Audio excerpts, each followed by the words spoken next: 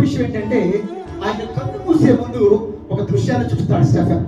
ఏమిటంటే ఆ దృశ్యము, ఈయన ఇక్కడ రాళ్లతో కొట్టి చంపబడుతూ హతసాక్షి అవుతూ రక్తం కాల్చుతూ ఆయన చనిపోతున్నప్పుడు పరలోకంలో దర్శనం చూస్తాడు అనమాట. అదేంటో తెలుసా? పరలోకం నందు ప్రభువారు తండ్రి కుడి పార్శ్వమందు క్రీస్తు వారి సింహాసనాసనుడు అవుతాడు. ఆ సన్నివేశంలో యేసు ప్రభు అంటండి స్టెఫెన్ కోసం నిలబడతాడంట.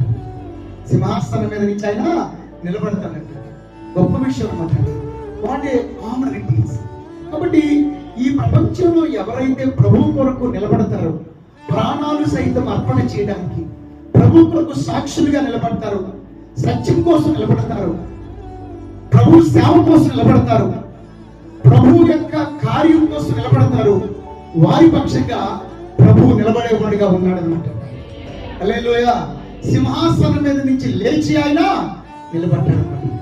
కాబట్టి సేవకులకు దేవుడిచ్చే విలువ అంత గొప్ప విలువ అన్నమాట. కాబట్టి మొట్టమొదటి హతసాక్షి స్టెఫెన్ అన్నమాట. ఆ పరిస్థితుల్లో